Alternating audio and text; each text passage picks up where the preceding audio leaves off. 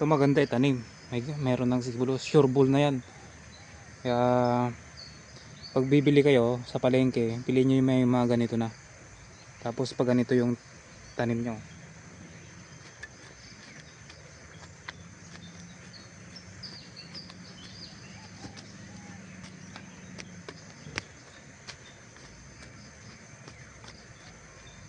Ayan o. Tabunan nyo. Yun, good morning mga brad. So ito yung kalamansi nating markot. Tatanim din natin to sa farm natin sa bundok. Ito nilagay lang natin na dito sa likod. Tapos magmumotor po tayo dun. Medyo malayo kasi yun eh. Ilang kilometer. Kaya mga brad, ang ganda ng bundok. Magmumotor tayo. Medyo malamig pa ngayon mga brad. At walang katrafik-traffic talaga dito. Butis, lalo na rin dito mga brad. Morning mga brad. So ito, meron tayo dito sitaw oh. Lalaki na ng haba na ng sitaw natin mga brad. Tanim natin. Bago tayo mag-start sa pagbubungkal doon, ayos muna natin tong sitaw natin. Tapos na silang mag-ani dito mga brad. Tingnan niyo. Ito ay panggulay lang naman natin. Kaya hindi ko na masyado naalagaan, na-sprayan. Wala siyang spray. Natural lahat. Organic. Don't panic, it's organic. Yun pagbenta yan. Kailangan natin i-sprayan. Ito kasi hindi. Mga ano na. Ito yung papaya natin.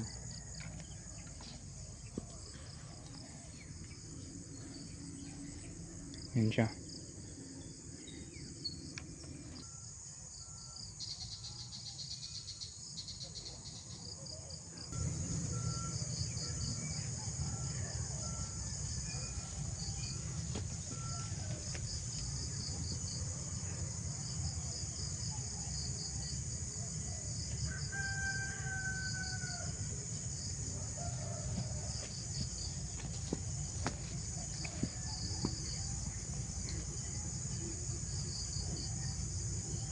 Utong, uncle.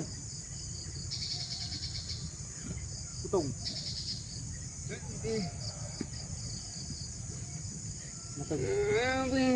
Ha?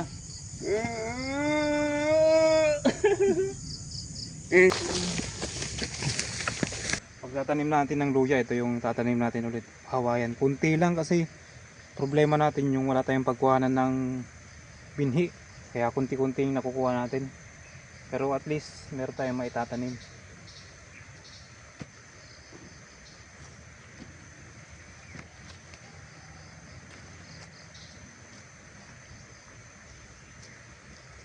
Kailangan bungkalin to ulit. Ayan. Habang basa-basa pa ang lupa. Ito siya oh. Tingnan nyo, may mga ano na oh.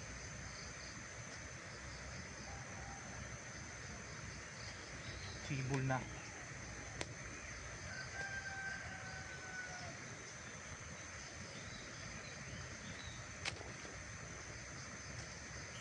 Yun, so meron ulit tayong tatanim na luya. Pero konti nga lang dahil yung variety na hinahanap natin is wala po sa palengke. Pangilan-ilan lang, kaya paunti-unti din lang natatanim natin. Medyo mahal pa rin ang luya, nasa 140 po isang kilo. Ibig sabihin kung mag 1 year to, makakabenta tayo din ng 140, sabihin na natin 100 lang isang kilo next year. Pwede na yan sa akin para panimula. Ito mga brad oh. Ito maganda itanim. Meron ng siguro sure ball na yan. Kaya pag bibili kayo sa palengke, piliin nyo yung may mga ganito na. Tapos pag ganito yung tanim nyo.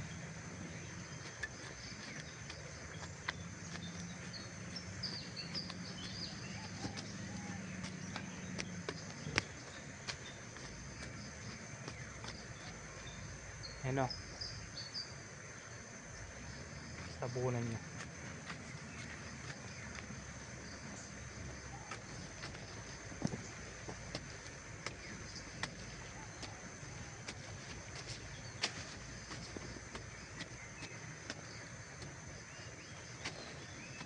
Yun sa area 1 pala tayo nagtatanim muna.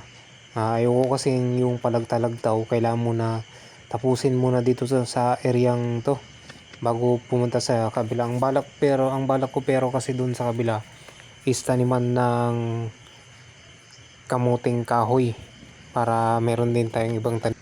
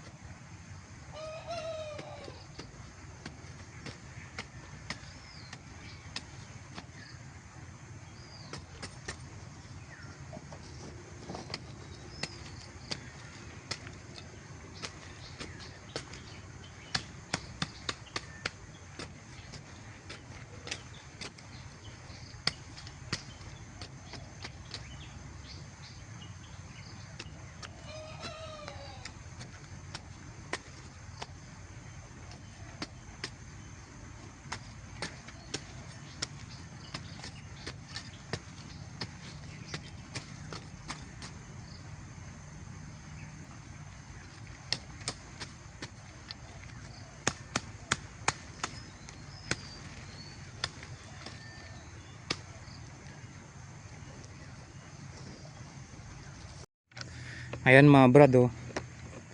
Taniman na natin dyan. Yan, tsaka yan.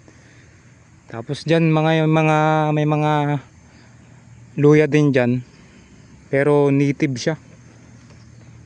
Dito kasi is tinanim natin dito Hawaiian. Mga brad, tingnan nyo may mga luya na dito. Oops, ay. Hulog pa ako. Ito. Pero parang tinapon lang to. Tapos nabunga. Pero parang nakalinya eh. Kasi itong ano to, nilinisan natin. Lupa ng mother natin. Yan siya. Siguro native yan. Ito pa. Kulang yung binhing binili natin. Dahil ang mahal ng binhin ngayon. 140 po isang kilo nito. Itong side na to ang hindi pa natamnan, no? Ito. Tapos marami pa dito. Yan. Hindi pa makikita masyado pag ganito eh. Pag sa camera, hindi ma-appreciate. Pero pag ikaw mismo nasa area at gumagawa, yun. Iba talaga pag sa personal. Ayun siya mga brad. May mga damo-damo pa. Ito may tatanim din tayong kamuting kahoy yan. Siguro dun sa area yun or dito. Isipan pa natin kung dun o dito. Yung lupa na the best. Yung the best na pagtaniman pala ng luya is mabuhaghag. You know. Ito medyo clay. Pero may halo siyang ano, parang mix siya eh. Tapos sloping tong lupa natin. Ito yung side na ano.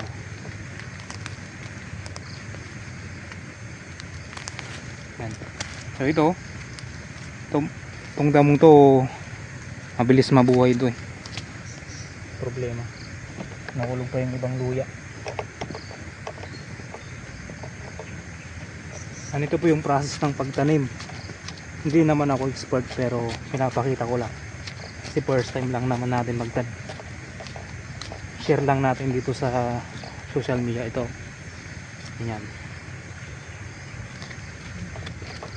Ano siya?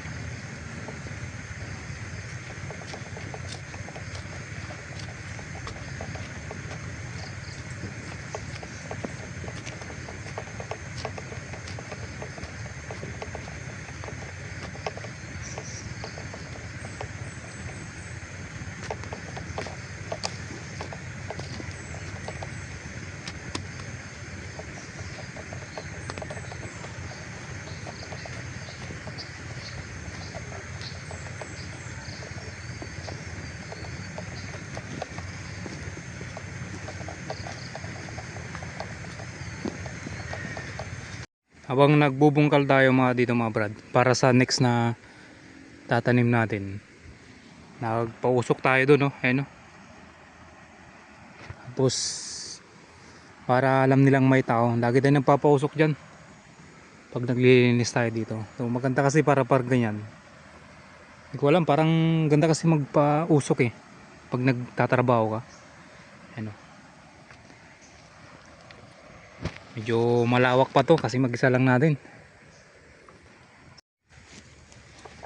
Na ano na tong asarol natin, tatanggal oh. Nagawin natin, bawasan natin tong nasa itak natin na tali.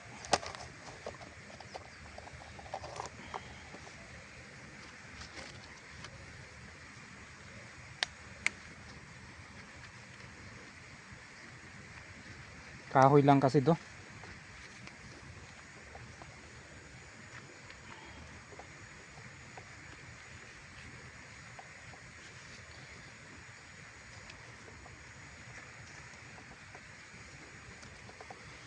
Ano, para hindi siya basta matanggal.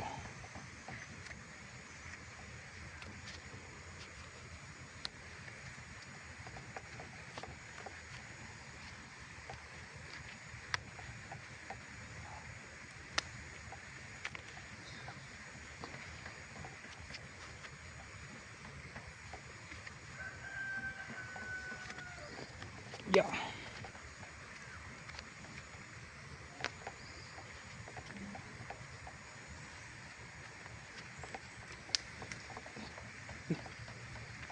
Ano?